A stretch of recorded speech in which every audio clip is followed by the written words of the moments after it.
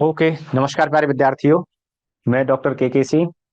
तो बात करते हैं कल का जो शेष रह गया था, यानी सूचर और सूचरिंग पैटर्न में। ठीक है। तो हमने गांठ वगैरह के बारे में बातें कर ली थी। तो सूचर और सूचर मेटेरियल की बात चल रही थी अपनी, है ना। तो सूचर मेटेरियल के बारे में बातें कर चुके हैं हम। ठीक है, कौन कौन सा होता है, घुलनशील अघुलनशील, ये सब के बारे में बात कर चुके हैं। सूचर निडल के बारे में बात कर चुके हैं हम।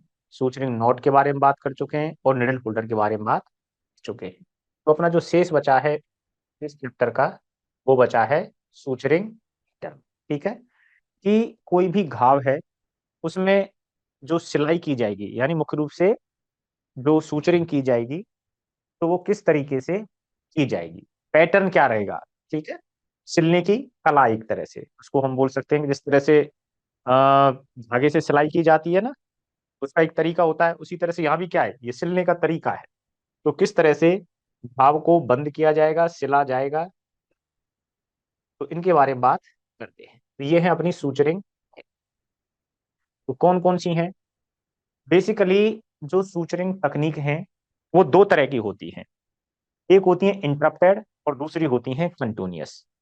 इंटरप्टेड बोलते हैं कि यानी रुक कर, एक हमने टांका लगाया, ठीक है, उसकी प्रत्येक टांके की अलग से गांठ लगाई जाती है। ठीक है। इंटरप्टेड का मतलब क्या होता है, रुक रुक कर, यानी जो सूचरिंग हम कर रहे हैं वो रुक रुक कर हम कर रहे हैं। ठीक है, एक बार सिया, उसके बाद गांठ लगा दी, फिर अगले सूचर की तैयारी करेंगे। ठीक है। और इसमें क्या है, कंटिन्यूअस यानी लगातार। शुरुआत में गांठ लगाई जाती है, जहां पर सिलाई शुरू करते हैं, उस भाव की जब सिलाई शुरू करते हैं, जैसे इस तरह से माने हम, इसकी हमने यहाँ से सिलाई शुरू करी, ठीक है, और फिर इधर की तरफ निकाला, तो यहाँ पर हमने एक बार गांठ लगा दी। इसके बाद लगातार सिलाई करते हुए हम जाएंगे। ठीक है, सिलाई करेंगे और फिर लगातार लास्ट में जब घाव की पूरी सिलाई हो जाएगी, लास्ट में जाकर के एक गांठ लगाई जाती है। तो घाव में शुरुआत में और अंत में सिलने के बाद, यानी शुरुआत में गांठ लगाते हैं, ठीक है, सूचर पदार्थ को भाई रोकना भी तो है शुरुआत में, और फिर एक गांठ लास्ट में लगाई जाती है। तो वो तो कहलाते हैं कंटिन्यूअस सूचर टेक्निक। और जब हर सूचर का एक अलग से गांठ होती है, ठीक है, एक बार सूचरिंग हमने प्रवेश कराया, जैसे मान लो इस तरह से है, तो यहाँ पर हमने टांका लगाया और वापस यहाँ पर क्या लगा दी हमने, एक गांठ लगा दी। फिर ये सूचर दूसरा हो गया, इसकी हमने फिर दोबारा से गांठ लगा दी। तो ये क्या होती है, इंटरप्टेड सूचर टेक्निक, यानी दो सूचरों के बीच में यहाँ पर गैप रहता है, यानी लगातार हम धागा प्रयोग में नहीं आ रहा है, सूचर मटेरियल लगातार यूज नहीं हो रहा है। ठीक है। तो अब इनके बारे में ही हमें बात करनी है, कौन कौन से होते हैं। सबसे पहले तो इसमें मुख्य रूप से हमें ये पता होना चाहिए कि अपनी टेक्निक कौन कौन सी है। ठीक है, कि कौन सी विधि इंटरप्टेड के अंतर्गत आती है और कौन सी विधि कंटिन्यूअस के अंतर्गत आती है। तो दोनों में सिंपल सिंपल तो है ही। ठीक है, सिंपल इंटरप्टेड, है ना, और इधर की तरफ भी ये सिंपल कंटिन्यूअस। ठीक है। अब बात करते हैं सबसे पहले क्रॉस स्टिच मैट्रेस। ठीक है, क्रॉस स्टिच टेक्निक। तो इसमें होता क्या है कि इसके बारे में थोड़ा डिटेल में बात, मतलब पैटर्न की बात करेंगे आगे, तो पहले हम नाम नाम पढ़ लेते हैं। तो क्रॉस स्टिच मैट्रेस हो गया, फिर होता है इंटरप्टेड हॉरिजेंटल, उसके बाद इंटरप्टेड वर्टिकल। ठीक है। तो यहाँ जो सूचर टेक्निक लगेगी, जो मतलब उसका जो एंगल रहेगा वो पैरेलल रहेगा हॉरिजेंटल में। ठीक है। और वर्टिकल वाले में जो, क्या नाम है, सूचर पदार्थ की जो भार हमें दिखाई देगा, वो घाव की और सूचर पदार्थ की जो दोनों का एंगल बनेगा वो क्या रहेगा, वर्टिकल, एक दूसरे के वर्टिकल रहते हैं। ठीक है। अगला है इंटरप्टेड लैम्बर्ट सूचर। आगे हम बात करेंगे कि जो लैम्बर्ट टेक्निक है, ठीक है, चाहे वो इंटरप्टेड है या कंटिन्यूअस है, दोनों ही जगह इंटरप्टेड का जो उपयोग होता है वो कहाँ पर होता है, जो होलो ऑर्गन्स हैं, यानी खोखले अंग जो होते हैं, वहां पर लैम्बर्ट टेक्निक उपयोग में आती है ना।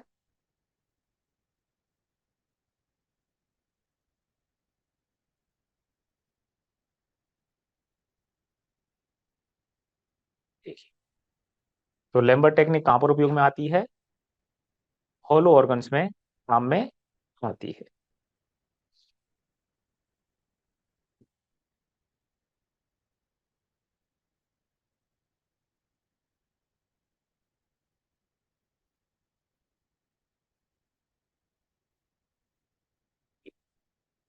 इसके बाद interrupted modified Lambert suture,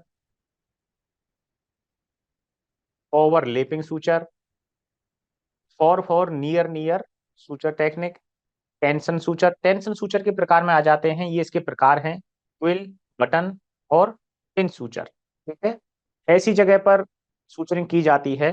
tension suture कहाँ पर किए जाते हैं? जहां पर किसी चीज को रोकना, टेंशन यानी वहां पर तनाव ज्यादा हो। ठीक है, तो मुख्यतः जैसे प्रोलेप्स के केसों में भी इनका उपयोग किया जाता है। ठीक है, आगे continuous suture.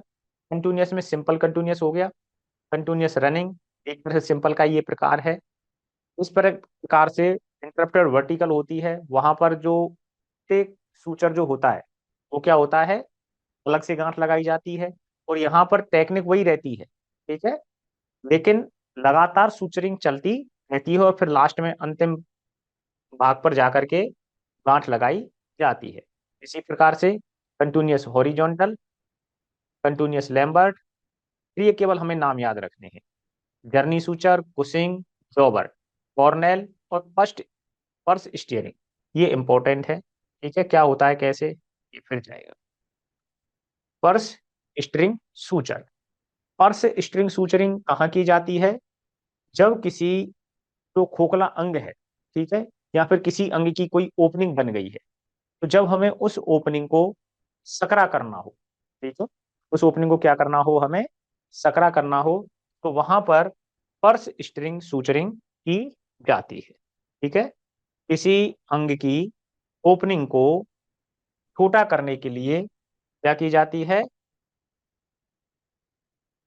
Purse string suturing की जाती है।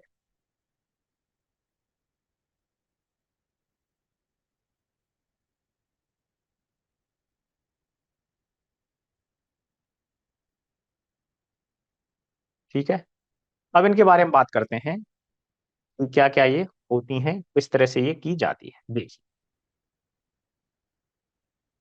तो पहला तो है अपने, कौन सी है ये, हर एक धागे की अलग से यहाँ पर क्या दिखाई दे रही है, हमें गांठ दिखाई दे रही है। ठीक है, तो जब प्रत्येक सूचर की अलग से हमें गांठ दिखाई देती है, तो वह कौन सी कहलाती है? इंटरप्टेड कहलाती है। ठीक है, यानी जब किसी घाव की, ये घाव है, ठीक है, और इसकी जो सूचरिंग है, प्रत्येक धागा क्या है, यानी प्रत्येक जो हम टांका लगा रहे हैं उसकी गांठ कैसे है, अलग से है, और फिर दूसरे की अलग है, तो दोनों के बीच में कोई संबंध नहीं है।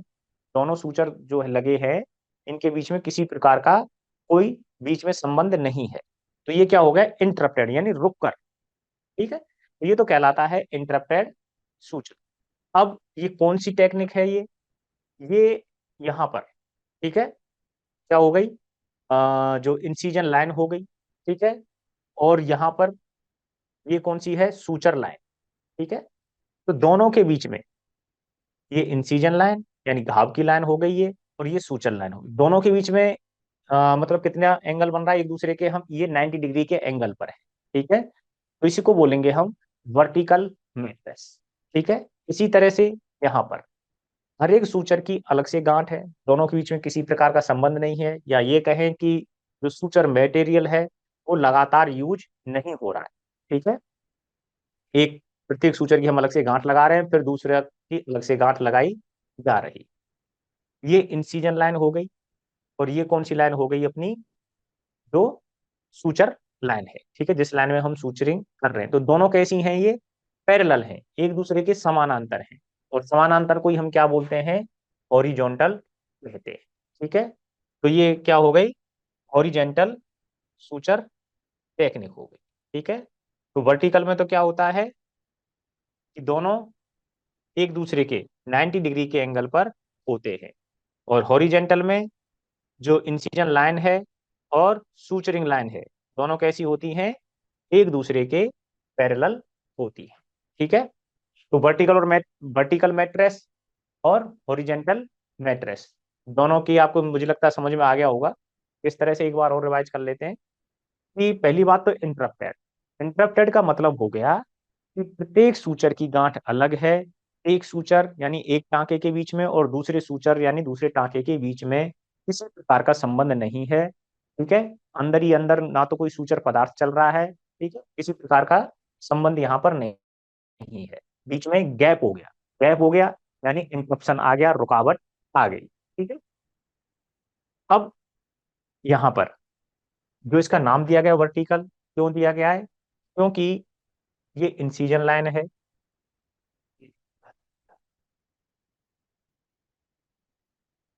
ये क्या हो गई? Incision line. और ये हो गई सूचर लाइन, दोनों के बीच में 90 डिग्री का एंगल, इसलिए वर्टिकल। यहाँ पर इंसिजन लाइन और ये सूचर लाइन है। ठीक है, दो एक दूसरे के पैरेलल हैं, इसलिए इसको क्या दे दिया? हॉरिजेंटल मैट्रेस नाम दे दिए। ठीक है, ये तो बात हो गई वर्टिकल मैट्रेस और हॉरिजेंटल मैट्रेस के बारे में। नेक्स्ट आता है, ये है लॉक स्टिच। कौन सी टेक्निक है? Lock stitch.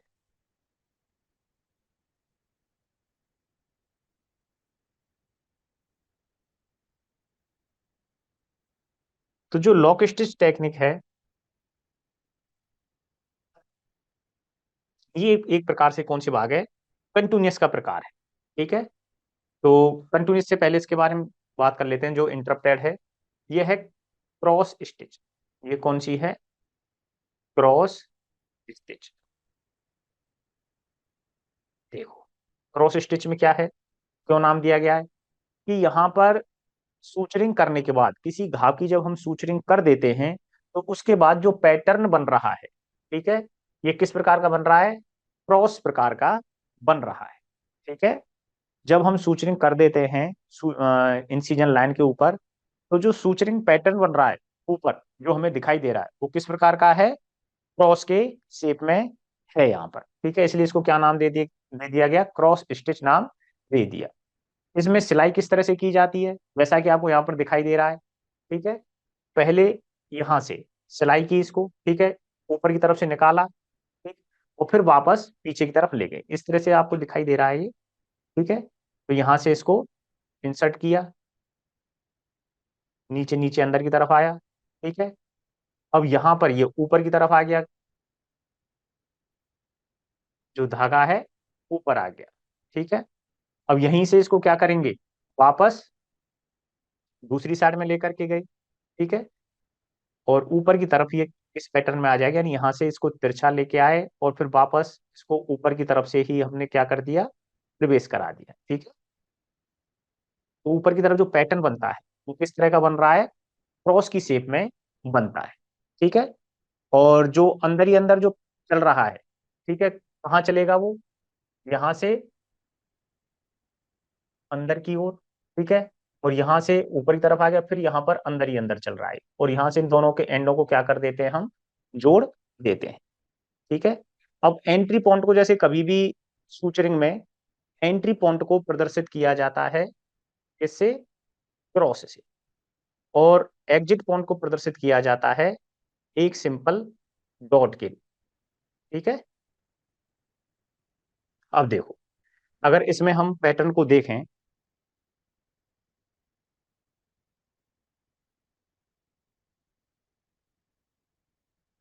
कि सबसे पहले यहां से,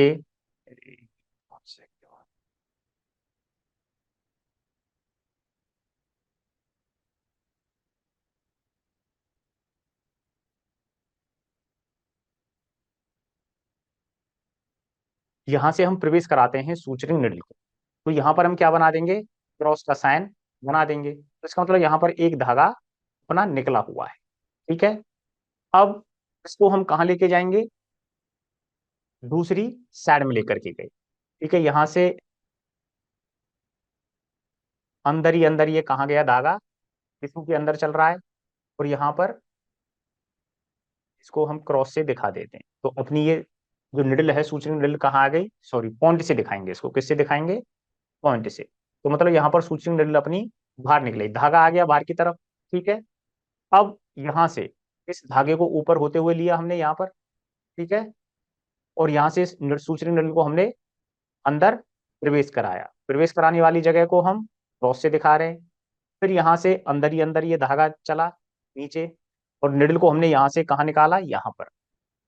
तो यहाँ पर हमने दिखा देंगे इसको डॉट से। ठीक है, तो धागा ऊपर आ गया, ऊपर से यहाँ पर धागा है, इसको इस धागे से बांधेंगे तो कैसा पैटर्न बन जाएगा, ऊपर ही ऊपर क्रॉस का पैटर्न बन जाएगा। इसलिए इसको हम क्या बोल देते हैं, क्रॉस स्टिच कहते हैं। ठीक है, तो ये कैसा है, इंटरप्टेड प्रकार का जो सूचर टेक्निक ये होती है। ठीक है, अब अगली बात करते हैं, कौन सा है अगला पैटर्न। क्रॉस स्टिच के बारे में बात कर ली, इंटरप्टेड हो गया, मतलब इंटरप्टेड हॉरिजेंटल और इंटरप्टेड वर्टिकल। लैम्बर्ट की बात करें, लैम्बर्ट क्या है, इंटरप्टेड। देखो ये वाला जो भाग है ये कौन सा है, लैम्बर्ट का ही प्रकार है। लैम्बर्ट बेसिकली जो यूज की जाती है टेक्निक, कौन सी जगह पर यूज की जाती है, जो खोखले ऑर्गन होते हैं उनमें यूज की जाती है, यानी जो हॉलो ऑर्गन होते हैं उनमें मुख्य रूप से उपयोग की जाती है।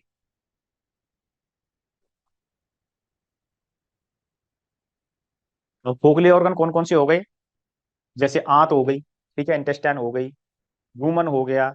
ठीक है, तो इन अंगों में मुख्य रूप से कौन सी टेक्निक यूज की जाती है, खोखले अंगों में लैम्बर्ट टेक्निक उपयोग की जाती है। ठीक है, अब देखिए जो स्किन है, ठीक है, उसकी लेयर की बात करें। देखिए मान लो कि ये कोई हॉलो ऑर्गन है। अरे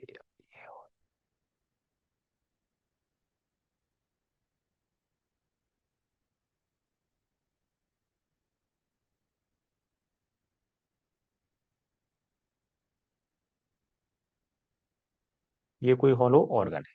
ठीक है, अब इसमें ये इसकी पूरी भित्ति हो गई, और मान लो यहां से ये कट गया है।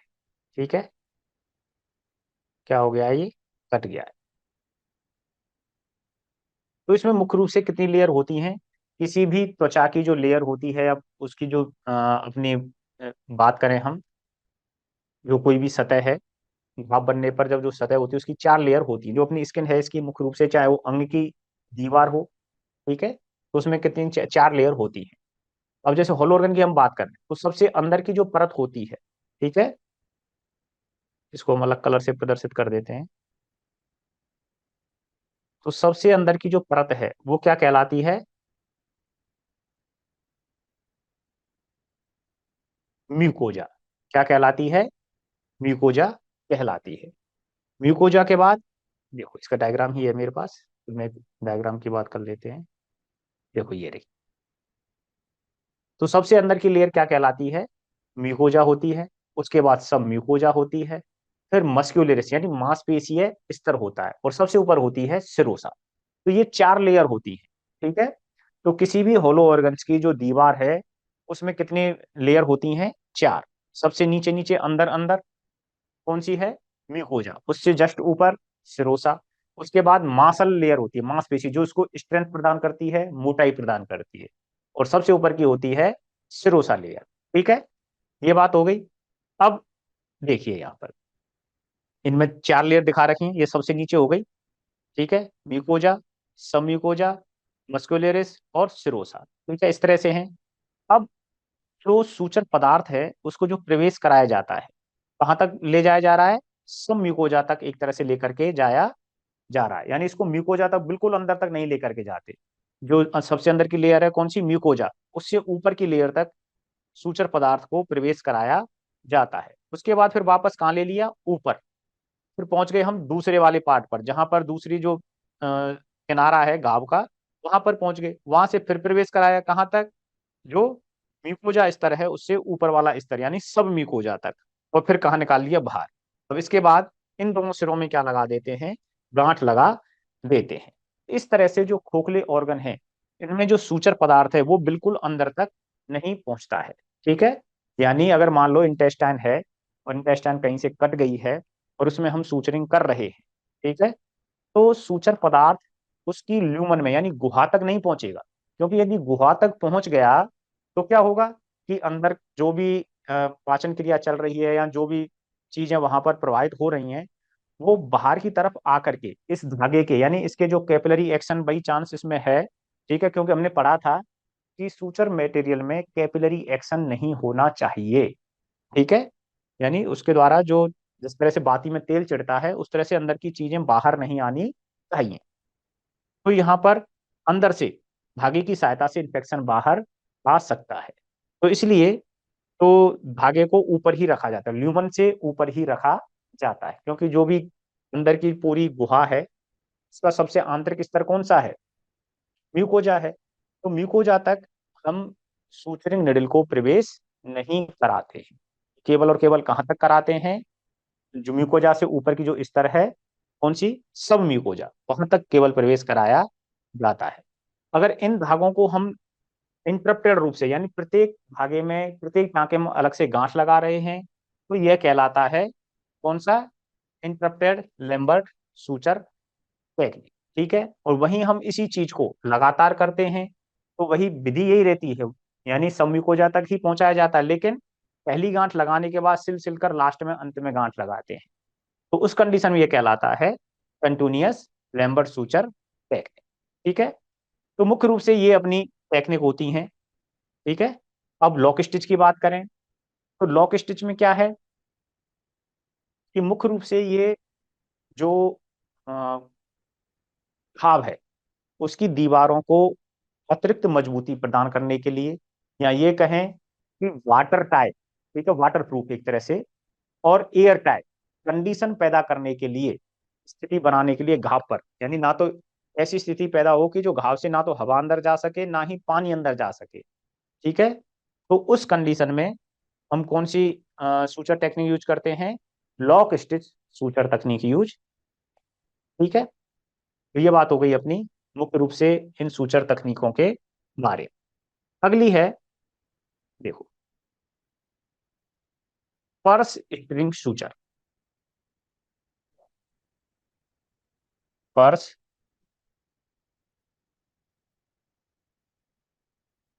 स्ट्रिंग सूचर तकनीक इसलिए यूज की जाती है ये,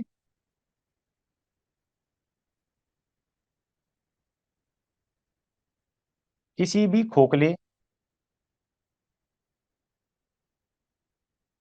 अंग की खोखले अंग की ओपनिंग को, ओपनिंग या छिद्र, ओपनिंग या छिद्र को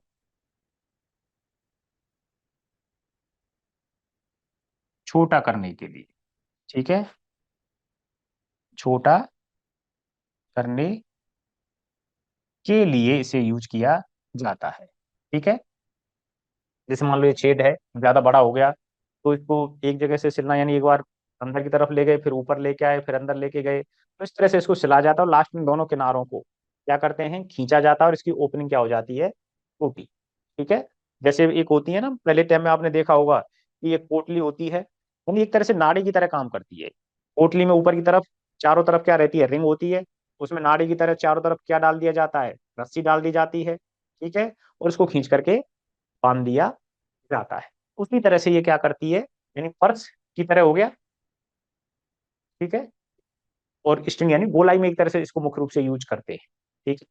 तो पर्स स्टीयरिंग, तो पर्स की स्टीयरिंग की तरह ये उपयोग में ली जाती है, उसके मुंह को छोटा करने के लिए काम में ली जाती है। तो किसी भी जो अंग है, खोखला अंग है, उसकी ओपनिंग है या छिद्र है, ठीक है, उसकी साइज को कम करने के लिए इसका उपयोग मुख्य रूप से किया जाता है, ठीक। तो यहाँ पे हमने मुख्य रूप से ये सूचर तकनीकों की बात की। अब बात करते हैं कि कौन कौन सी सूचर तकनीक कहाँ कहाँ पर हम उपयोग में ले सकते हैं, ठीक है। देखिए, तो सबसे पहले हम बात करते हैं लैम्बर्ट सूचर तकनीक की। तो जो लैम्बर्ट सूचर तकनीक है, इसे कहाँ पर उपयोग में लेते हैं, खोखले अंगों में काम में ले रहे हैं, जैसे रूमन हो गया, आंत की सूचरिंग यानी इंटेस्टाइन की सूचरिंग हो गई, ठीक है, बात की थी हमने अभी। तो खोखले अंगों में काम में ले रहे हैं। लॉक स्टिच है, दूसरी कौन सी हो गई अपनी, लॉक स्टिच, वहां पर काम ले रहे हैं, बात कर रहे थे हम एयर टाइट और वाटर टाइट कंडीशन पैदा करने के लिए काम में लेते हैं, जहां से ना तो एयर जा सके और ना ही पानी जा सके, ठीक है, जहां पर किनारों पर बनती है। अब उपयोग में कहाँ ले रहे हैं, ये इंपॉर्टेंट है। तो ये है डायफ्रैग्मेटिक हर्निया, ठीक है, कौन सा है, डायफ्रैग्मेटिक हर्निया में काम में लिया, ठीक है। नेक्स्ट है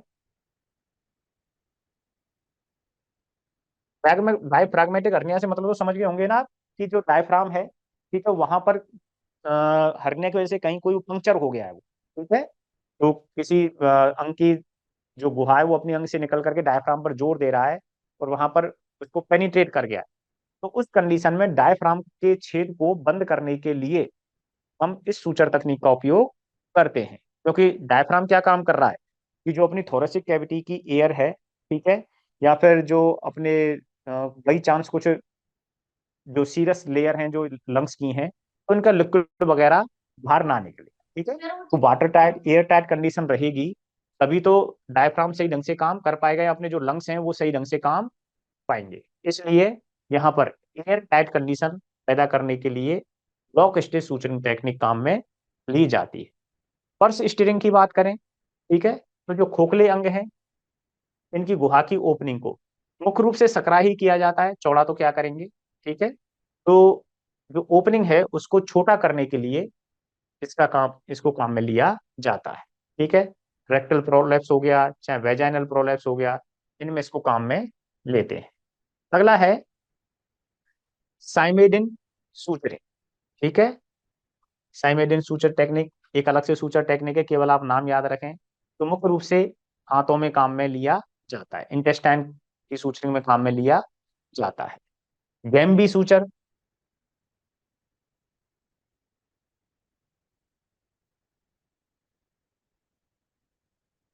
हाथों के अंतिम जो किनारे हैं, ठीक है, उनको जोड़ने के लिए,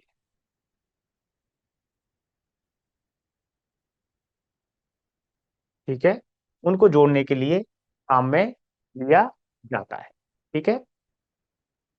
हॉरिजेंटल मैट्रेस टेल एम्पुटेशन में, यदि हमने पूंछ को काटा है, ठीक है, और पूंछ का फ्लैप बना करके, ठीक है, जो पूंछ है उसकी जो उसिरकाएं स्किन से बाहर ना निकले, वो स्किन के अंदर ही रहें, तो फ्लैप बना करके जब सूचरिंग की जाती है वहां पर, तो कौन सी सूचरिंग की जाती है, मुख्य रूप से हॉरिजेंटल मैट्रेस सूचरिंग टेक्निक काम में ली जाती है। अब टीथ फिस्टूला, ठीक है, थन में कहीं कोई छेद हो गया है, ठीक है, या लंबा बड़ा घाव हो गया है, तो वहां पर कौन सी सूचर टेक्निक काम में ली जाती है, वर्टिकल मैट्रेस सूचर काम में ली जाती है, ठीक है। हर्निया में या हर्नियल रिंग की सूचरिंग में, ठीक है, कौन सी काम में ली जाती है, ओवरलेपिंग। और वेजाइनल प्रोलेप्स में बुहलर या सूलेज, ठीक है, ये भी एक तरह से क्या है कि टेंशन सूचर के ही ये कार होते हैं, जिस तरह से जूते के फीते हैं ना, खींच करके हम टाइट करते हैं, उसी तरह से ये टेंशन सूचर की तरह ही काम में आती है, बूनर और सूलेज। वेजाइनल प्रोलेप्स में अब देखो यहाँ पर वेजाइनल प्रोलेप्स में बूनर और सूलेज भी आ गया, ठीक है, और स्टीयरिंग भी यहाँ पर काम में आ गई। तो ये दोनों ही तरह की, या और भी जैसे पिन सूचर कुल सूचर हैं वो भी काम में, या बटन सूचर हैं वो भी प्रोलेप्स में ही काम में आते हैं। नेक्स्ट है जॉबर सूचर। अब इसमें ये बस एक ये पॉइंट बता दिया है बताने के लिए कि जो निडल वो है, जो सूचरिंग निडल है उसको कहाँ तक, म्यूकोसा तक पार करते हैं, जबकि हम लैम्बर्ट में क्या बात कर रहे थे कि जो सूचरिंग निडल है उसको कहाँ तक पार कर रहे थे, केवल और केवल यानी सब म्यूकोजा तक ही पार कर रहे थे, ठीक है। तो जबकि जॉबर्ट में कहाँ तक हो गए, म्यूकोसा तक ये पार कर ली जाती है, यानी अंत तक जो शुरुआत गुहा है उसमें पूरा ही पार कर दिया जाता है। अब नेक्स्ट की जो सूचरिंग हम करते हैं, मान लो ये घाव हो गया, तो यहाँ पर जो सूचरिंग हम कर रहे हैं, मान लो यहाँ से हमने सूचरिंग नल को प्रवेश कराया, ठीक है, और यहाँ पर हमने ऊपर की तरफ निकाला, बांध दिया, फिर गांठ लगा दी, यहाँ से हमने प्रवेश कराई सूचरिंग नली, यहाँ पर बाहर निकाली। तो इस तरह से मान लो कि ये अपने सूचर हम लगा रहे हैं, तो इनके बीच में एक गैप है, ठीक है, इनके बीच में जो गैप है वो स्पेस रखा जाता है वो कितना होना चाहिए। तो जो बड़े जानवर हैं उनमें हम 1.5 सेंटीमीटर तक रख सकते हैं। ठीक है, या ये कहें सवा भी हम बोलेंगे तो सवा भी ठीक रहेगा। तो एक 1.25 से लेकर के 1.5 सेंटीमीटर तक का इनके बीच में हम गैप रख सकते हैं। ठीक है, और छोटे जानवरों में 0.75 सेंटीमीटर तक का गैप यहाँ पर रखा जाता है। ठीक है, यानी छोटे जानवरों में जो सूचरिंग के बीच में गैप रखा जाता है वो कम रखा जाता है, और बड़े जानवरों में जो सूचरिंग गैप है वो ज्यादा रखा जाता है। ठीक है, तो ये बात हो गई अपनी सूचर टेक्निक के बारे में। तो मुख्य रूप से कौन कौन सी सूचर टेक्निक के बारे में हमने बात की? एक तो अपनी वर्टिकल हो गई,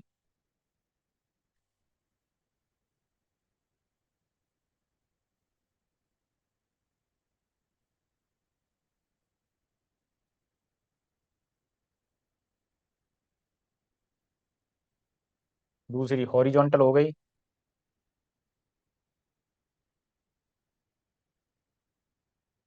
ये अपनी कौन सी हो गई? लॉक स्टिच, एयर टाइट और वाटर टाइट कंडीशन पैदा करने के लिए। और ये क्रॉस स्टिच, क्रॉस की शेप बनती है। और ये अपनी हो गई लैम्बर्ट। टेक्निक यही रहती है, सिलने का तरीका यही रहता है। अगर हम प्रत्येक सूचर की एक गांठ लगा रहे हैं तो इंटरप्टेड रहता है, और यदि हम उसी टेक्निक को बार बार रिपीट करते जा रहे हैं बिना गांठ लगाए तो वही क्या कहलाती है? कंटिन्यूअस सूचर टेक्निक कहलाती है। ठीक है, और अगली आपकी पर्स स्टेयरिंग सूचर, ये होती है किसी भी ओपनिंग को छोटा करने के लिए, विशेषकर किसके लिए? छोटा करने के लिए काम में ली जाती है। ठीक है, नेक्स्ट हमने बात की थी कि अलग अलग जो सूचन टेक्निक हैं वो कहाँ कहाँ पर प्रयोग में ली जाती है। तो लैम्बर्ट थी खोखले अंगों में थी, लॉक स्टिच जो थी कहाँ पर थी? डायफ्रैग्मेटिक हर्निया में काम में ली जाती है, water tight air tight condition के लिए। पर्स स्टीयरिंग वही, इसकी जो कोई भी होलो ऑर्गन से उनकी ओपनिंग को छोटा करने के लिए। साइमेडियन आंतों में यूज में ली जाती है। बेम्बी सूचर टेक्निक जो आंतों के किनारे हैं उनको जोड़ने के लिए काम में ली जाती है। ओरिजेंटल मैट्रेस टेल एम्पुटेशन में, जब हमने टेल को हटाया, किसी पूंछ में, किसी जानवर की पूंछ में गैंग्रीन वगैरह होने पर पूंछ को जब काटा जाता है तो पूंछ में नॉर्मली अगर हम जिस जगह से काटेंगे ना तो उस जगह पर जो ऑक्सीजल वर्टिब्राए, जो उसकी छोटी छोटी हड्डियां होती हैं, क्या होती हैं? वर्टिब्राए होती हैं पुच्छीय क्षेत्र की। तो वो उस स्किन से बाहर ना निकले, तो उस स्किन में क्या बनाया जाता है? पहले फ्लैप बनाया जाता है जिससे कि वो सभी उसमें कवर्ड रहे। ठीक है, वी शेप में। तो वहां पर फिर वर्टिकल मैट्रेस सूचरिंग काम में, सॉरी हॉरिजेंटल मैट्रेस सूचरिंग काम में ली जाती है। और वर्टिकल सूचर मैट्रेस मुख्य रूप से टीथ फिस्टुला में, ठीक है, या ये कहेंगे टीथ फिस्टुला में वर्टिकल मैट्रेस सूचर काम में ली जाती है। ओवरलैपिंग सूचरिंग हर्निया में या हर्नियल रिंग की सूचरिंग में। हर्नियल रिंग में क्या होता है? हर्निया में यानी कोई भी जो ऑर्गन है वो अपनी नॉर्मल पोजीशन से निकलकर, यानी किसी लेयर को फिट करके एक छोटे से सक्रिय छेद के द्वारा निकल करके बाहर आ जाता है। ठीक है, और जिस छोटे से छेद में होकर के जो पूरे कंटेंट है, ठीक है, किसी अंग का, इंटेस्टाइन का कोई भी भाग हो सकता है, तो वो रिंग क्या कहलाती है? हर्नियल रिंग कहलाती है। और जिस भाग में वो इकट्ठा होता है वो हर्नियल सैक कहलाता है। तो इस हर्नियल रिंग को बंद करने के लिए जो यहाँ पर नॉर्मल अंग है वो इसमें होकर के बाहर ना निकले, इसको बंद करने के लिए तो यहाँ पर जो सूचरिंग की जाती है वो ओवरलेपिंग सूचर टेक्निक यूज में ली जाती है। वेजाइनल प्रोलैप्स में, ठीक है, बूनर और शूलेस, इसी तरह से जो हम टेंशन सूचर काम में लेते हैं। जॉबर सूचर टेक्निक क्या थी? जिस तरह से लॉक, सॉरी, जो लैम्बर्ट सूचर टेक्निक है उसमें हम सूचरिंग नलिका को कहाँ तक प्रवेश करा रहे थे? यानी म्यूकोसा से ऊपर सब म्यूकोजा स्तर तक पार करा रहे थे। ठीक है, लेकिन इसमें कहाँ तक प्रवेश कराया जाता है? म्यूकोजा तक पार कराया जाता है, बिल्कुल अंदर तक ले जाया जाता है। ठीक है, केवल इतना अंतर है। तो ये तो बात हो गई अपनी इस टेक्निक के बारे में, जो अपने सूचर पैटर्न है उनके बारे में। ये अपने सूचरों के मध्य स्पेस की बात है कि बड़े जानवरों में जो दो सूचर हैं उनके बीच लगभग 1.25 से लेकर के 1.5 सेंटीमीटर की दूरी रखनी चाहिए, और छोटे जानवरों में 0.75 सेंटीमीटर की दूरी रखनी चाहिए। ठीक है, तो ये तो बात हो गई अपनी सूचर्स के बारे में। ठीक है,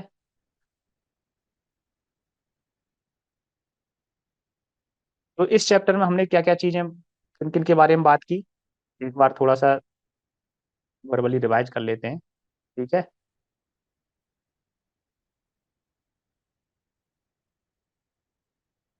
और क्वेश्चन के रूप में ही कर लेते हैं, है ना। देखते हैं एक बार।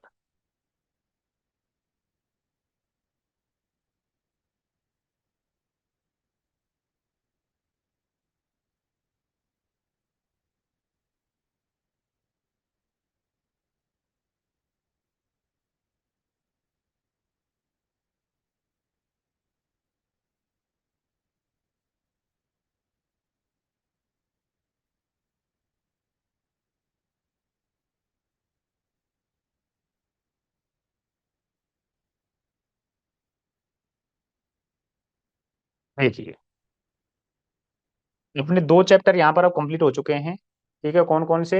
एक तो स्टरलाइजेशन वाला हो गया अपना। ठीक है, और दूसरा हो गया अपना suture material and suture technique. ठीक है,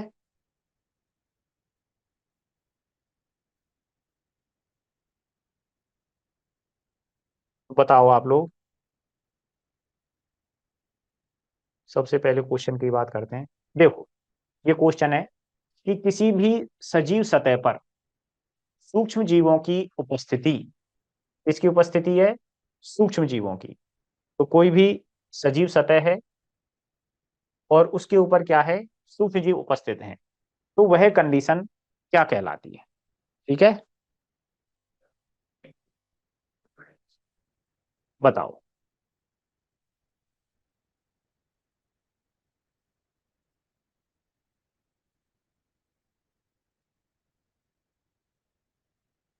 sepsis, Deepti, Sudesh, sepsis.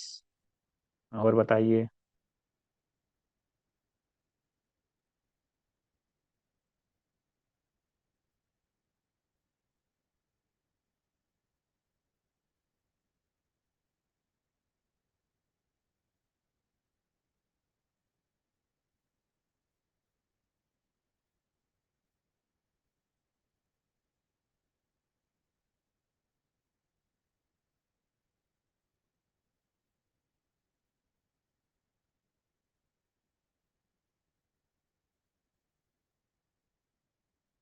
Recording in progress.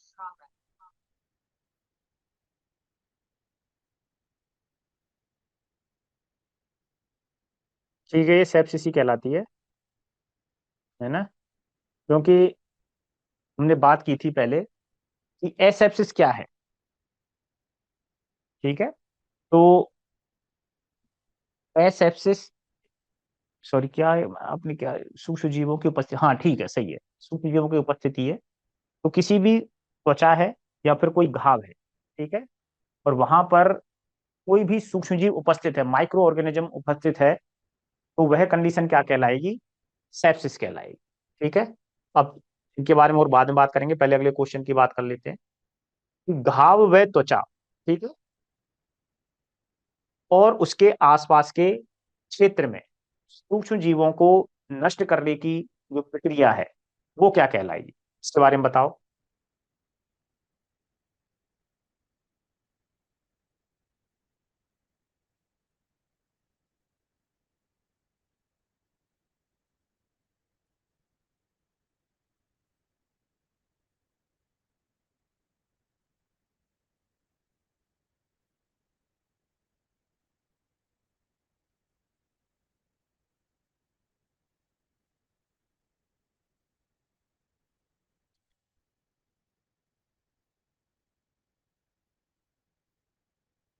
Nitesh Yadav, third number, antisepsis, द्वितीय उपाध्याय। ठीक है,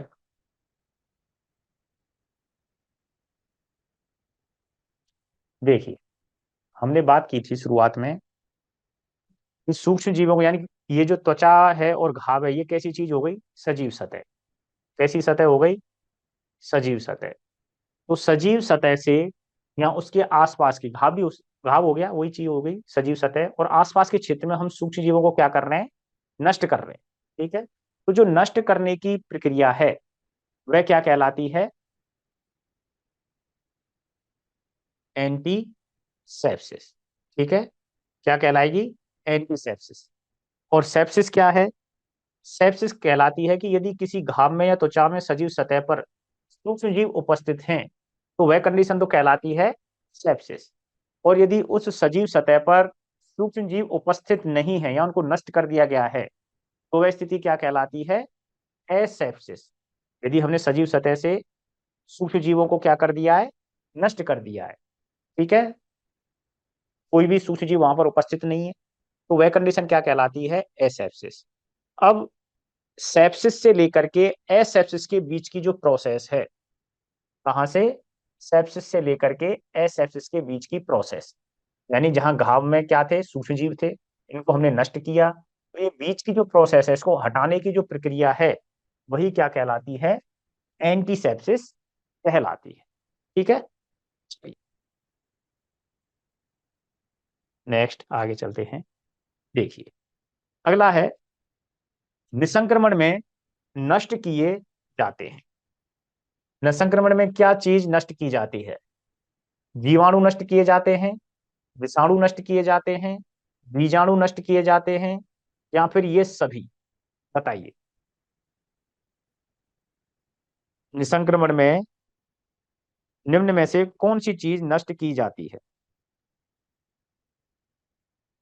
जीवाणु, विषाणु, बीजाणु यानी स्पोर्स, जीवाणु यानी बैक्टीरिया, विषाणु यानी वायरस, बीजाणु यानी स्पोर्स, या ये तीनों चीजें ही नष्ट की जाती हैं।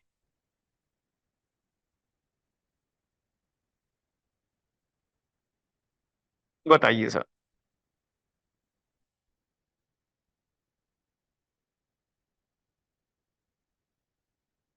दीप्ति उपाध्याय, ऑल, सुदेश, सभी, और कोई,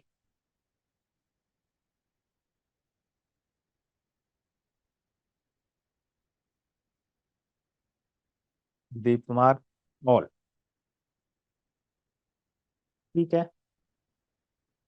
देखिए, हमने निसंक्रमण में जो डेफिनेशन पढ़ी थी हमने, जब हम पढ़ रहे थे तो क्या बात की थी हमने, निसंक्रमण क्या है, यानी किसी भी वस्तु को, ठीक है, किसी वस्तु से जब हम सभी प्रकार के सूक्ष्म जीवों को, चाहे वो बैक्टीरिया हो, वायरस हो, फंजाई हो, ठीक है, कोई भी हो, सभी प्रकार के तो सूक्ष्म जीव आ गए उसमें, इसके साथ साथ उनके स्पोर्स यानी बीजाणु को नष्ट किया जाता है। तो इसलिए यहां पर जो आंसर जाएगा वो क्या रहेगा, सभी रहे। ठीक है, जब किसी, सभी सूक्ष्म जीव और उनके स्पोर्स को नष्ट किया जाता है तो व्यवस्था क्या कहलाती है, निसंक्रमण कहलाती है। ठीक है, स्पोर्स क्या होते हैं, हमने वहां पर चर्चा की थी कि प्रतिकूल परिस्थिति आने पर जो बैक्टीरिया है वो अपने चारों तरफ क्या बना लेते हैं, एक आवरण बना देते हैं, जिससे कि वो लॉन्ग टाइम तक क्या करते रहें, सरवाइव कर सके, और अंदर ही अंदर वो क्या करते हैं, प्रजनन करते रहते हैं, और जब वो अनुकूल वातावरण आता है तो इनका जब ये फूटता है तो ये सभी बाहर बहुत सारी संख्या में ये जीवाणु बाहर निकलते हैं। ठीक है, ये बात हो गई।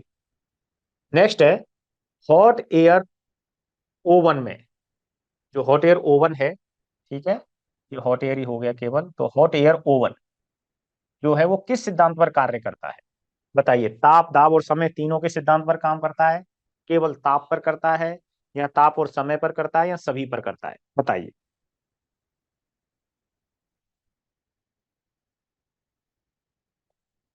दीप्ति उपाध्याय, थर्ड वन, स्वदेश फौजदार, टेम्परेचर एंड टाइम,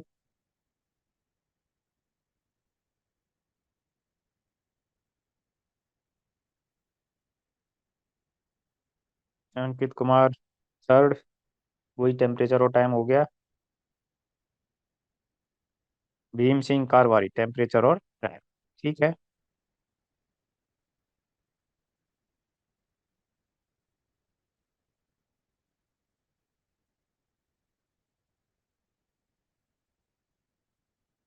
तो हमने बात की थी जब हम हॉट एयर ओवन के बारे में बात कर रहे थे, तो किसके सिद्धांत पर कार्य करता है ये? टेम्परेचर और टाइम पर। किस तरह से करता है कि जो एक सबसे ज्यादा इसका, कि जैसे टेम्परेचर का इसमें नॉब होती है, टेम्परेचर हम सेट कर देते हैं। तो अब हमें कितने समय तक उस हॉट एयर को चलाना पड़ेगा कि वो कंप्लीटली स्टरलाइज हो जाए। जो भी हम वस्तु मेनली हम उसमें क्या रख रहे थे, हॉट एयर ओवन के द्वारा कौन सी चीजें मतलब स्टरलाइज होती हैं? जितने भी प्रकार के ग्लास वेयर हैं, यानी कांच की बनी हुई वस्तुएं हैं, वो सभी उसमें क्या हो जाती हैं? निसंक्रमित हो जाती हैं। पाउडर हो गए, ठीक है, पैराफिन हो गया, और ऑयल हो गया। तो ये जो चीजें हैं किसके अंदर स्टरलाइज होती हैं? हॉट एयर ओवन के अंदर स्टरलाइज होती हैं। ठीक है, पाउडर, तेल, और कांच की बनी हुई वस्तुएं, और पैराफिन। तो ये सभी हॉट एयर ओवन के अंदर क्या हो जाते हैं? स्टरलाइज हो जाते हैं। जैसे हमने बात की थी कि 160 डिग्री सेल्सियस यदि हम टेम्परेचर रखते हैं, तो कितनी देर में स्टरलाइज हो जाता है? वो 60 मिनट में स्टरलाइज हो जाता है। ये 60-60 वाला कॉम्बिनेशन है ना। अभी 60 मिनट को ही हम क्या बोल देंगे? 1 आवर बोल देंगे। ठीक है। और यदि इसको मतलब टेम्परेचर बढ़ाते जाएंगे, तो उसी तरह से इसका जो टाइम है वो घटता हुआ चला जाएगा। ठीक है। और यदि टेम्परेचर को हम घटाएंगे, तो समय अपना बढ़ता हुआ चला जाएगा। ठीक है। तो इस तरह से ये कॉम्बिनेशन रहता है। नेक्स्ट बात करते हैं।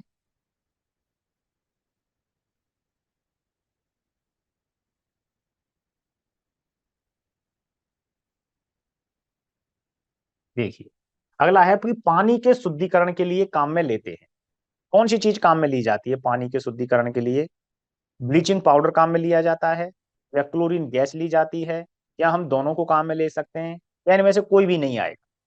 ठीक है, बताइए। पानी के शुद्धिकरण के लिए निम्न में से कौन सी चीज काम में ली जाती है?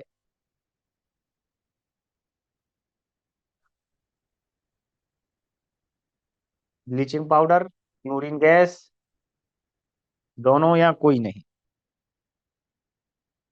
Bleaching powder Sudesh Faujdar, Deepti Upadhyay bleaching powder, Pradeep Kumar chlorine gas, Rinku Saini C, यानी दोनों,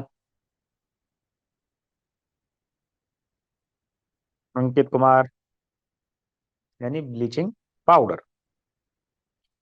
देखिए, आगे चलते हैं।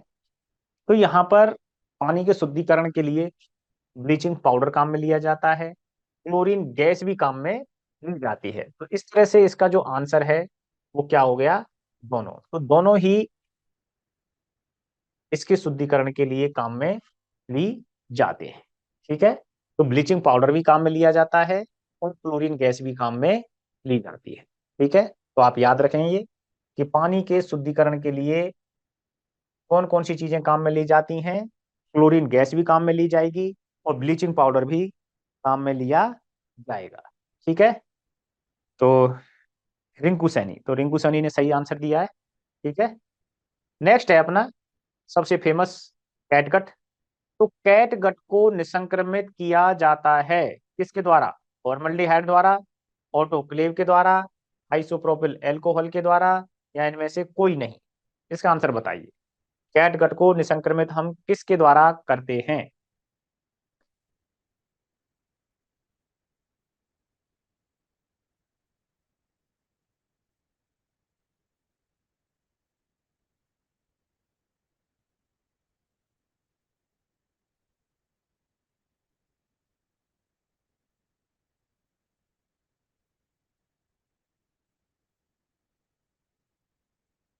दीप्ति उपाध्याय सी, यानी आइसोप्रोपिल एल्कोहल, युवराज सिंह, अंकित कुमार थर्ड वन,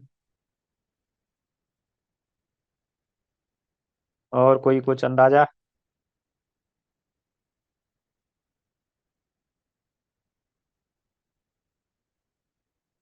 बताइए। देखिए, तो जो कैटगट के बारे में हमने एक डायग्राम दिखाया था आपके लिए, देखता हूँ इसमें कहाँ पर है, ये रहा। देखो,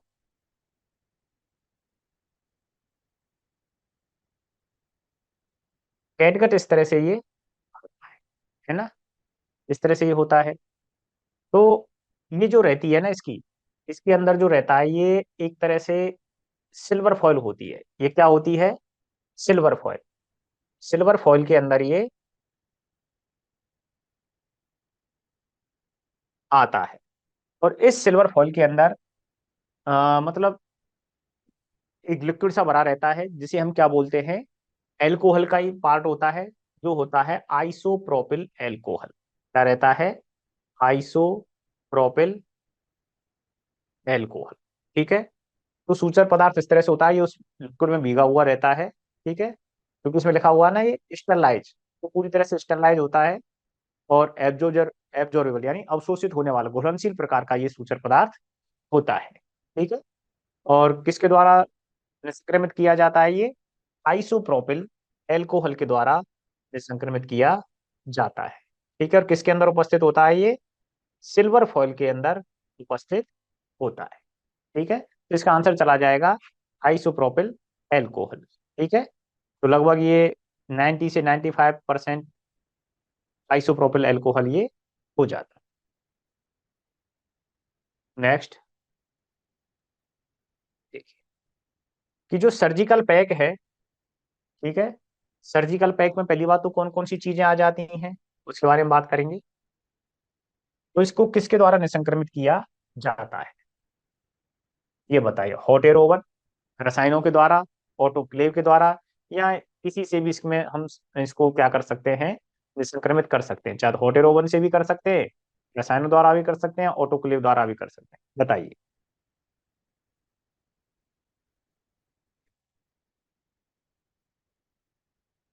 थर्ड थर्ड थर्ड, सी C C. Rinku Saini, Yuvraj Singh, Ankit Kumar, Deepti Upadhyay autoclave. हम्म। केतन पटेल फोर्थ, सभी। सुदेश फौजदार थर्ड, ऑटोक्लेव। ठीक है। देखिए, हमने बात की थी शुरुआत में कि जो हॉट एयर ओवन है, तो वहां पर किन किन चीजों को हम निसंक्रमित कर रहे थे? जो ग्लासवेयर है उनको निसंक्रमित कर रहे थे, तेल हो गया, पाउडर हो गया। ठीक है। और इसके अलावा पैराफिन, उनको हम सर जी नमस्ते। निसंक्रमित। ठीक है। अब बात आती है, तो इसका मतलब हॉट एयर ओवन तो यहाँ पर आया नहीं अपने में, है ना। और सर्जिकल पैक होता क्या है? तो जितने भी सर्जरी के दौरान काम आने वाली चीजें हैं, ठीक है, तो अपनी जितने भी प्रकार के रैप हो गए, एप्रन है गई, कपड़े हो गए, ठीक है, तो ये सभी उसके अंदर आते हैं। उसके साथ साथ वहां पर कौन से अपने जो स्टेनलेस स्टील के अपने इंस्ट्रूमेंट होते हैं वो सभी आ जाते हैं। तो मुख्य रूप से इन सभी को जो निसंक्रमित किया जाता है वो किसके द्वारा किया जाता है? कपड़े वगैरह जो होते हैं सर्जिकल पैक के लिए जो यूज किया जाता है, वो कौन सा यूज किया जाता है? ऑटोक्लेव उपयोग में लिया जाता है। ठीक है। तो सर्जिकल पैक को ऑटोक्लेव के द्वारा निसंक्रमित किया जाता है। ठीक, ये हो गया। नेक्स्ट है, ये भी इंपॉर्टेंट है क्वेश्चन। ऑपरेशन थिएटर को निसंक्रमित किया जाता है किसके द्वारा? एक्सरे के द्वारा, गामा रेज के द्वारा, बीटा रेज के द्वारा, या यूवी रेज के द्वारा? बताइए।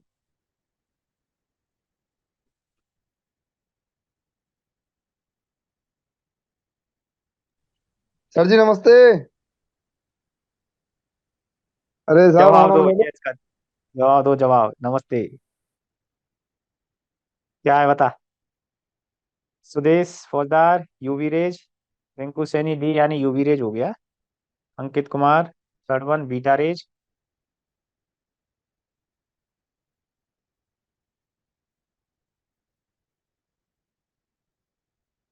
कल की क्लास में हमने, कल नहीं परसों क्लास में बात की थी ये। ठीक है।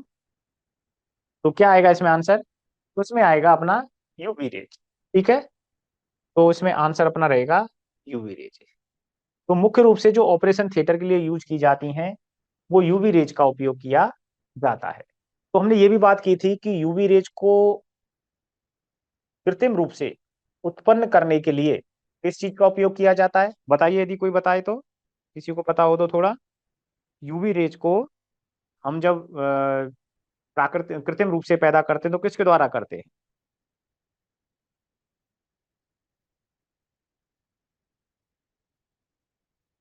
बताओ। कोई लैंप होता है, कौन सा होता है? तब तक मैं नेक्स्ट क्वेश्चन पर पहुंचता हूँ। यदि आप में से कोई कमेंट करना चाहे तब तक तो बताइए कि यूवी रेज को किसके द्वारा हम उत्पन्न कर सकते हैं। ठीक है। इसको जो यूवी रेज होती है उसको मरकरी वेपर लैंप के द्वारा उत्पन्न हम करते हैं, है ना। तो मरकरी वेपर लैंप जो होते हैं उनके द्वारा यूवी रेज को उत्पन्न किया जाता है, और जो पूरा ऑपरेशन थिएटर होता है कंप्लीटली पैक करके मरकरी वेपर लैंप को ऑन कर दिया जाता है और ऑपरेशन थिएटर पूरा स्टरलाइज हो जाता है। ठीक है। अगला क्वेश्चन है, घुलनशील सूचर पदार्थ है। ठीक है। घुलनशील तो है, लेकिन साथ में आपको ये भी ध्यान देना है कि ये कैसा है, संश्लेषी है। ठीक है। तो घुलनशील संश्लेषी सूचर पदार्थ है। ठीक है। तो आप इसके बारे में बताइए, घुलनशील संश्लेषी सूचर पदार्थ निम्न में से कौन सा है?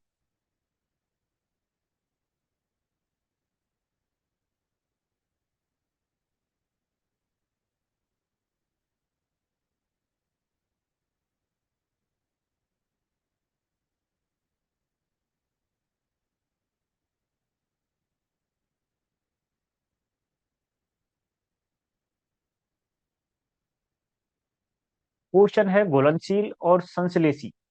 ठीक है, घुलनशील भी होना चाहिए और संश्लेषी भी होना चाहिए।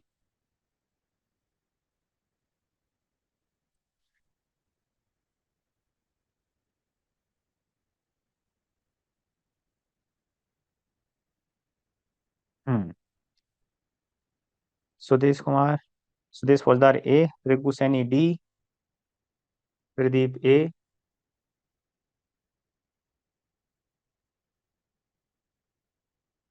युवराज सिंह, युवराज सिंह हो गया डी। देखो, अब यहाँ पर जो गलती की है ना, वही मुख्य रूप से गलती करते हैं। ठीक है। तो जैसे ही आपने घुलनशील शब्द पढ़ा आपने, तो आपके दिमाग में सभी चीजें चली गई, कौन सी कि भाई इनमें से कौन सा है, कैटगट हल्ला मचता रहता है, ऐसा कैटगट घुलनशील है। तो यही सबसे पहले आपके दिमाग में स्ट्राइक करता है। ठीक है। तो देखो, घुलनशील ये ठीक है, घुलनशील तक होता तो आपकी चलो ठीक है बात, हम एक बार को ये मान लेते हैं, है ना। तो लेकिन कैसा पूछ रहे हैं हम? घुलनशील संश्लेषी पूछ रहे हैं। संश्लेषी का मतलब क्या हो गया? जिसको कृत्रिम रूप से बनाया गया हो। ठीक है। जिसको कृत्रिम रूप से बनाया गया हो, तो वो क्या कहलाता है? संश्लेषी, है ना। जबकि कैटगट कैसा है?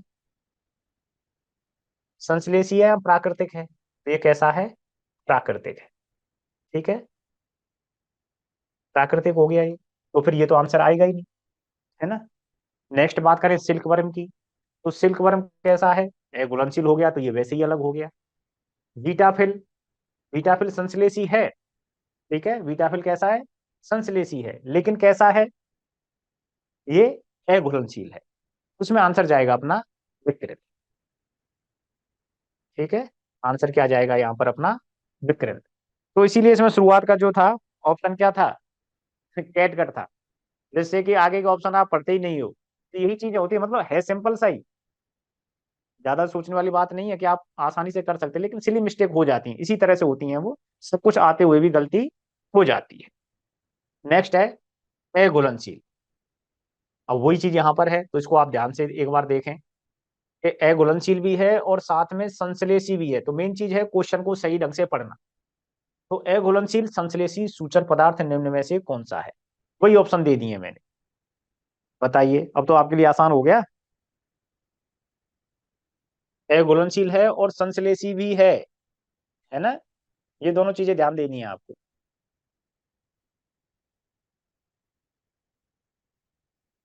दीप त्रिपाठी थर्ड, रिंकू सैनी सी, अंकित थर्ड, सुदेश पोलदार थर्ड। ठीक है ना। तो अब तो ये आसान हो गया, क्योंकि देखो कैटगट कैसा है? प्राकृतिक हो गया और घुलनशील भी है, तो ये तो क्रॉस। सिल्कवर्म, सिल्कवर्म कैसा है? अघुलनशील है। ठीक है। और कैसा है? साथ साथ में किससे प्राप्त हो रहा है ये? प्राकृतिक रूप से, यानी जो कोकून है या सिल्क वर्म की जो आवरण है उससे ये प्राप्त होता है। ठीक है, एग्रोनशील हो गया लेकिन संश्लेषी नहीं है, प्राकृतिक रूप से प्राप्त हो रहा है। विट्रिल हमने अभी देखा है, घुलनशील तो कैसे में आ गया, ये घुलनशील में आ गया, तो बचा बीटा फिल। तो बीटा फिल संश्लेषी भी है और अघुलनशील होता है। ठीक है, देखिए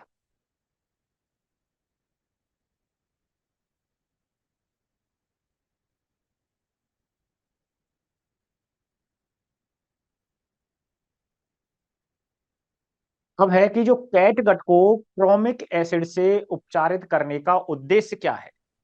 ठीक है, जो कैटगट,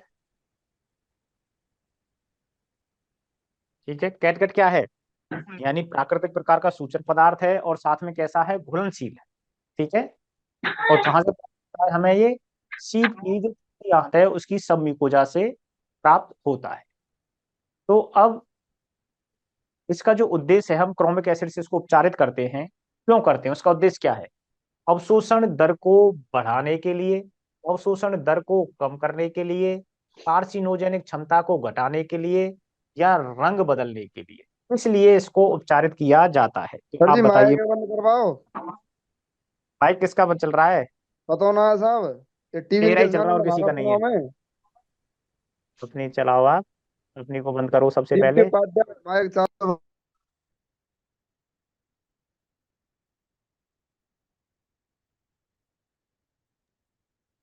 हाँ, तो इसमें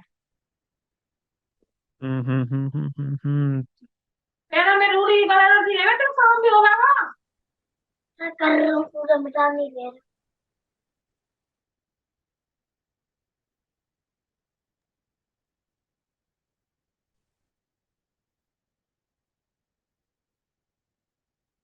हाँ, तो इसके आंसर क्या है, दीप्ति उपाध्याय फर्स्ट, अवशोषण दर को बढ़ाने के लिए। हाँ, तो वैसा बताइए कोई और, इसलिए क्रोमिक एसिड से इसको हम उपचारित करते हैं। जिस समय हम इसके बारे में बात कर रहे थे, उस बारे में हम चर्चा कर रहे थे उस समय, अंकित कुमार फर्स्ट, यानी पहला वाला, अवशोषण दर को बढ़ाने के लिए। और थोड़ा सा कुछ लगाइए, लॉजिक कुछ हो सकता है तो, क्योंकि हमने एक इंडेक्स बनवाई थी वहां पर, है ना, क्रोमिक एसिड से उपचारित करने के बाद क्या हो रहा था कि भाई सबसे कम जिसको उपचारित किया, या प्लेन कैटगट था, टाइप ए जो था, तो उसकी अवशोषण की दर कितनी थी, 3 से 7 दिन या फिर 10 दिन हम वहां पर मान रहे थे। दूसरा था यानी माइल्ड क्रोमिक, जिसको थोड़ा और उपचारित किया था, तो उसकी जो कितने दिन में अवशोषित हो रहा था, वो लगभग 15 दिन में अवशोषित हो रहा था बॉडी के द्वारा। फिर हमने और ज्यादा उसको उपचारित किया, तो क्या हो रहा था, वो 20 दिन में जाके अवशोषित हो रहा था। फिर हमने उसको और उपचारित किया, यानी एक्स्ट्रा क्रोमिक कर दिया, तो वो लगभग 40 दिन में जाकर के अवशोषित हो रहा था। तो अब बताओ, इससे आप लॉजिक लगाओ थोड़ा सा, क्या होगा। सुदेश कुमार सी, यानी कार्सिनोजेनिक क्षमता घटाने के लिए। देखिए चलो, आ जाते हैं अपने मेन इस पर। इसका जो आंसर है, देखो मैंने अभी बताया था आपके लिए कि जो टाइप ए, बी, सी और डी, ठीक है, तो ये कैसा था, मतलब प्लेन था, प्लेन कैटगट, मीडियम,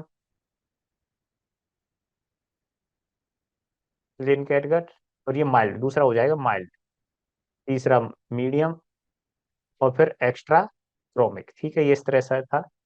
तो इसमें जो हम यूज कर रहे थे, यानी क्रोमिक एसिड की मात्रा को हम यूज करते जा रहे थे, जिस जिस तरह से क्रोमिक एसिड की मात्रा बढ़ा रहे थे, तो ये अवशोषण होने का समय क्या हो रहा था इसका, यानी कितने दिन में अवशोषण हो रहा था, पहले मान लो ये 10 दिन में हो रहा था, तो लास्ट में ये 40 दिन में हो रहा था। अवशोषण की दर यहाँ पर घट रही थी या बढ़ रही थी, यानी अवशोषण की दर क्या हो रही थी, कम हो रही थी, कम हो रही थी, यानी धीरे धीरे अवशोषित होगा बॉडी के द्वारा, कैसे होगा ये, धीरे धीरे अवशोषित होगा, तो फिर ज्यादा दिन में जाकर के ये नष्ट हो पाएगा, है ना। अगर इसकी अवशोषण की दर ज्यादा रहेगी, तो ये कम दिन में ही अवशोषित हो जाएगा। तो शुरुआत में इसकी अवशोषण की दर क्या रहती है, ज्यादा रहती है, तो इसकी अवशोषण की दर को कम करने के लिए ही हम इसको क्या करते हैं, जो क्रोमिक एसिड है उससे उपचारित करते हैं। ठीक है, तो अवशोषण की जो दर है इसको क्या करते हैं हम यहाँ पर कम करते हैं। ठीक है, तो अवशोषण की दर जो है उसको कम करने के लिए, ठीक है, जिससे कि ये ज्यादा समय में अवशोषित हो सके, ज्यादा समय तक ये वहां पर उपलब्ध रह सके, जो घाव है उसको जोड़ सके, सही कर सके, तो उसके लिए हम कैटगट को क्या करते हैं, क्रोमिक एसिड से उपचारित करते हैं। ठीक है, नेक्स्ट है सबसे ज्यादा उपयोग के में आने वाला जो कैटगट है वो कौन सा है। ठीक है, अब ये बताइए आप।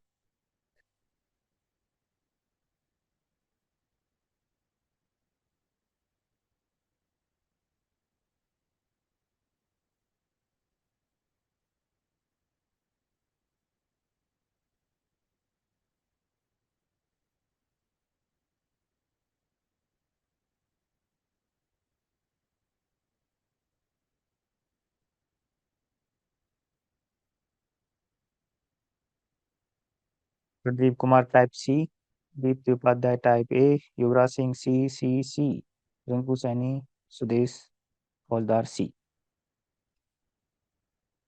ठीक है, तो इसका जो आंसर जाएगा वो क्या जाएगा, यानी मीडियम क्रोमिक या टाइप सी। ठीक है, तो जो सी वाला है वो कौन सा है, मीडियम क्रोमिक होता है।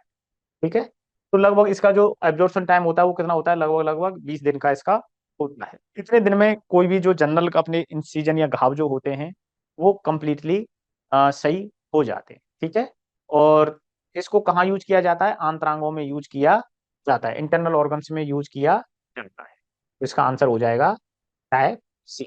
ठीक है, नेक्स्ट।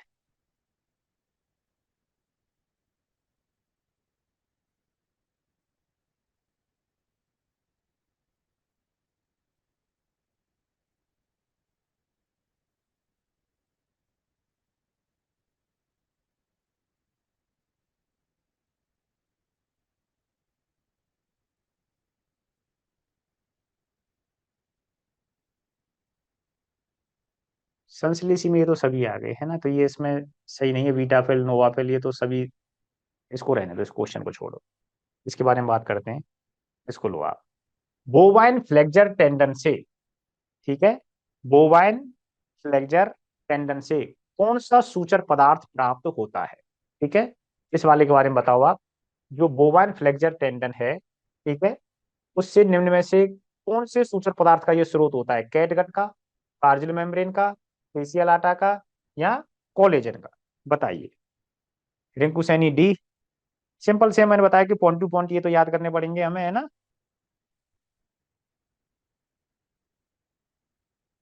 सेकंड कार्जिल मेम्ब्रेन, और बताइए। तो यहाँ ऐसा कोई वो नहीं है कि भाई ये इस तरह से रहेगा, इस तरह से रहेगा।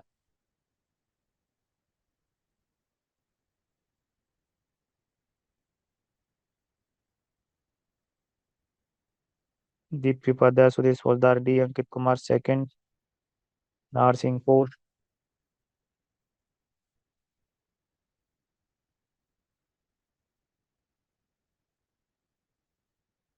देखिए इसका आंसर जाएगा आपका बोवन, कोलेजन ही इसका आंसर जाएगा। ठीक है, फेशियल आटा से, और सॉरी वो बोवन फ्लेक्सर टेंडन से ये प्राप्त होता है। फेशियल आटा वाला जो टेंडन है उससे फेशियल आटा प्राप्त होता है, और जो बोवन सीकम है उससे कार्जिल मेम्ब्रेन प्राप्त होती है, और सीप की जो छोटी आंत है, ठीक है, उसके समयुपजा वाले भाग से कैटगट प्राप्त होता है ना। तो इसमें जो आंसर जाएगा वो क्या जाएगा, कोलेजन। ये तो क्या है, पॉइंट टू पॉइंट याद करने वाली बात है, तो याद करना ही पड़ेगा कि इनका सोर्स क्या है।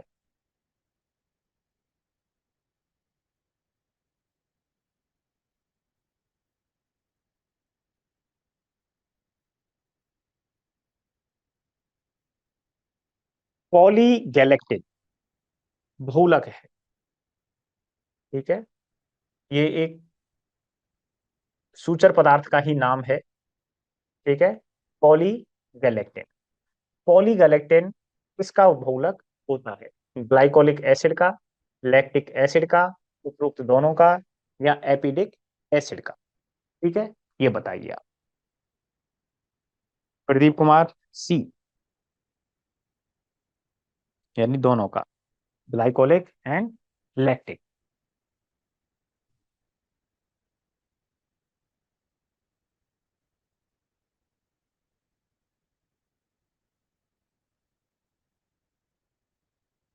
Rinku Saini, very good.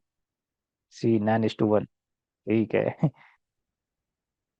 दीप्ति उपाध्याय, सी। युवराज सिंह ए, नाहर सिंह ए। देखिए, एक्चुअल में जो पॉलीगैलेक्टिन बोल रहे हैं वो किसको बोल रहे हैं हम? विक्रिल को ही कह रहे हैं। ठीक है, जिसमें आपका नाम आगे लिखा रहता है 910। ठीक है, तो इसमें मुख्य रूप से जो पॉलीगैलेक्टिन है, ग्लाइकोलिक एसिड, और साथ में जो किसके लिए, लैक्टिक एसिड, इन दोनों का जो रेशियो है क्या रहता है? 9:1 रहता है। और इन दोनों का ही ये क्या रहता है? बहुलक होता है। ठीक है, और एपिडिक एसिड कौन से सूचक पदार्थ में पाया जाता है?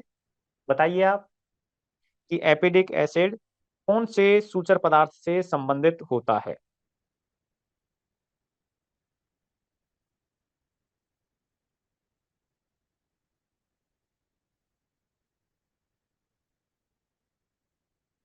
बताइए।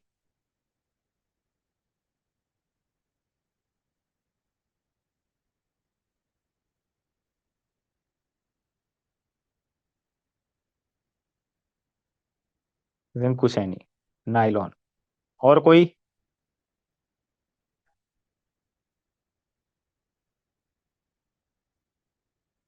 Nylon, Deepti Upadhyay, very good. तो ये जो एपिडिक एसिड है किससे संबंधित है? नायलॉन से ही संबंधित होता है। ठीक है, अब देखिए, अगला क्वेश्चन है अपना, सबसे ज्यादा उपयोग में आने वाली गांठ है। ठीक है, इनमें से कौन सी गांठ है जिसका उपयोग हम सामान्यतः काम में लेते हैं सूचरिंग के समय पर? साधारण गांठ, simple note, granny note, surgeon note, या डबल सर्जन नोट, किसको काम में लेते हैं? युवराज सिंह, सी।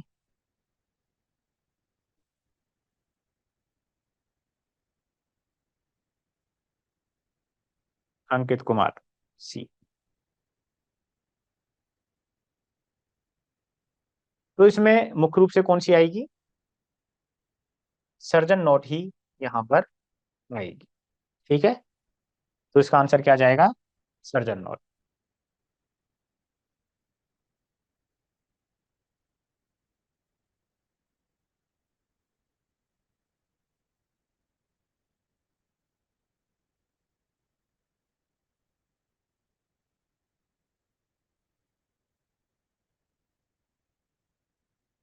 अब देखिए,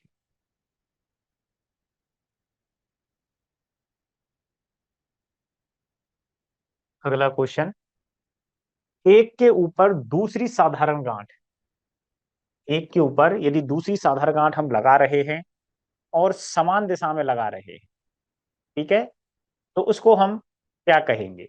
स्क्वायर नॉट बोलेंगे, सर्जन नॉट बोलेंगे, या ग्रेनी नॉट कहेंगे, या कोई नहीं? ठीक है, इसमें बताइए क्या आंसर जाएगा? दीप्ति उपाध्याय, तो रिंकू सैनी, सी।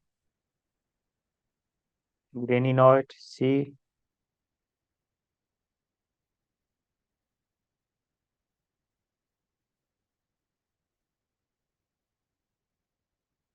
बताइए। Ankit Kumar, second, surgeon note. और बताओ।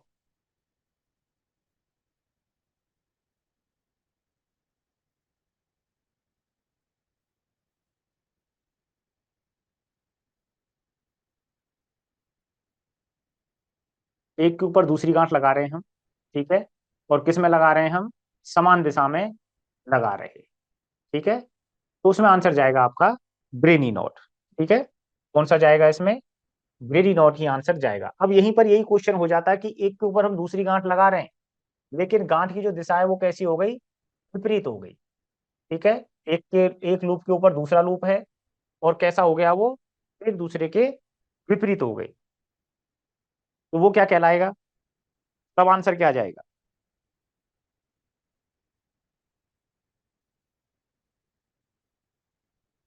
तब अपना आंसर जाएगा इसमें स्क्वायर नॉट। ठीक है, तो उस कंडीशन में हम इसे क्या कहेंगे? Square not. ठीक है, नेक्स्ट है, डबल रीफ गांठ किसे कहा जाता है, या डबल रीफ नॉट किसे कहते हैं? बताइए। अब डबल रीफ के बारे में बताइए, है ना। वो चलो ठीक है, थोड़ा लेट हो गए आप, स्क्वायर नोट ये हो गया ए वाला, वेरी गुड, बहुत अच्छे। अब डबल रीफ नोट हम किसे बोल रहे हैं? युवराज सिंह फोर्थ यानी डी हो गया, triple knot Pradeep Kumar fourth यानी ट्रिपल नॉट। बताइए डबल रीफ नोट किसे बोल रहे हैं? Two surgeon knot, one square knot, Rinku Saini, very good, 2+1 है ना, very good. Deepti Upadhyay fourth, Ankit Kumar fourth.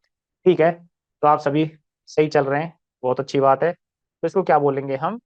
Triple note के नाम से इसे जानते हैं। ठीक है, क्या ये यहीं पे खत्म हो गए सभी? ठीक है, तो ये क्वेश्चन अपने यहीं पर समाप्त होते हैं, है ना। एक तरह से ये जो अपना इसी चैप्टर से रिलेटेड जो दोनों से थे, ये क्वेश्चन थे अपने मुख्य मुख्य। ठीक है, बाकी के और इनके क्वेश्चन बना के अगली क्लास जो रिवीजन की रहेगी उसमें हम बात करेंगे। तो कुल मिलाकर अपने यहाँ तक एक तो मुख्य टर्मिनोलॉजी, ठीक है, जो कि अपनी सर्जरी से संबंधित थी, उसके बारे में बात कर चुके हैं हम। दूसरा स्टरलाइजेशन वाला अपना चैप्टर कंप्लीट हो गया, निसंक्रमण वाला। और तीसरा अपना जो ये हमने बात की है, यानी सूचर मटेरियल, सूचर टेक्निक, मुख्य रूप से इनके बारे में हमने बात की है। ठीक है, तो अगला चैप्टर जिसके बारे में हम कल बात करेंगे, है ना, तो देखते हैं कौन सा लेते हैं, फ्रैक्चर लेंगे या वुंड लेंगे, या फिर अपने मेन मेन टॉपिक अपने जो आएंगे इसमें, अपने जो सर्जरी के मुख्य टॉपिक हैं, 3 टॉपिक मुख्य रूप से रह गए, फ्रैक्चर, वुंड, ठीक है, और एक है एनेस्थेसिया। ये भी बड़ा इंपॉर्टेंट टॉपिक है, एनेस्थेसिया थोड़ा सा बड़ा भी पड़ता है और इम्पोर्टेंट भी है ना। तो मेन चीज जहां पर कंफ्यूजन है उनके बारे में ही बात करेंगे, जहां पर ज्यादातर कंफ्यूजन होता है। ठीक है, तो देखते हैं जो भी रहेगा, तो कल चर्चा करते हैं। ठीक है, आज के लिए इतना ही। अगर आपकी कोई समस्या है तो आप पूछ सकते हैं, कमेंट कर सकते हैं, या अपना माइक अनम्यूट करके आप बोल सकते हैं, है ना।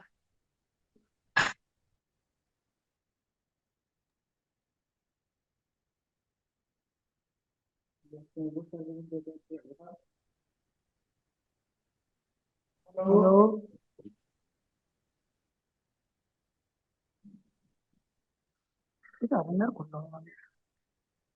हाँ जी, किसी कोई समस्या? नमस्कार सर। रिंकूस क्या है सर, पेपर के अनुसार एक क्वेश्चन? बात सुन लो। मतलब मैं समझा नहीं, कैसे पेपर के अनुसार क्वेश्चन? एक बार सुन लो सर मेरी। हमारे साहब देख सुन लियो जाते रहो, ये ना सुना बेटा। ये पेपर के अनुसार ही है भाई साहब क्वेश्चन, वैसे तो है ना। पेपर का क्या आपने भाई, वही 4 ऑप्शन आएंगे, किसी भी तरह से आ सकते हैं। मेन ये कि हमें सॉल्व करना आना चाहिए, जो अपना गुरुदेव। ऑप्शन जो सही है वो चूज करना हमें आना चाहिए। उसके 2 तरीके हैं, एक तो हमें डायरेक्ट आंसर हमें पता हो, दूसरा है कि यदि हमें दूसरी चीजों के बारे में पता है, अगर उस चीज के बारे में थोड़ा हम क्लियर कट भी नहीं है, लेकिन जो और 3 ऑप्शन दे रखे हैं उनके बारे में हम जानते हैं, तो भी हम आंसर को ठीक सकते हैं। गुरु जी। हेलो। यार मेरी ना सुनने। युवराज सिंह क्या कहना चाह रहे हो? साहब एक साधारण सा क्वेश्चन। हेलो। ए गुरुदेव सुन लियो। हाँ हाँ बोलो। एक साधारण सा क्वेश्चन है। हैं? ये क्वेश्चन है। हाँ हाँ। चैप्टर कितने कह गए साहब? क्या? कितने चैप्टर है गए? आवाज आपकी कैसे सही नहीं आ रही? मैं ये पूछ रहा हूँ चैप्टर कितने कह गए? क्या कह रहे हो? T20। आवाज नहीं आ रही है, आप कमेंट कर दो नहीं तो, है ना। अरे गुरुजी, हाँ जी। यूं पूछ रहा हूँ, कितने टॉपिक है गया हमें? अभी 2 टॉपिक हुए अपने मुख्य रूप से, एक स्टरलाइजेशन वाला और एक ये सूचर मटेरियल वाला। गुरुजी मेरी आवाज ही ना आ रही। ले आप कतई ना बोल। चलो ठीक है, तो है ना, बाकी मिलते हैं अगली क्लास में। Okay, thank you, good night, जय श्री राधे।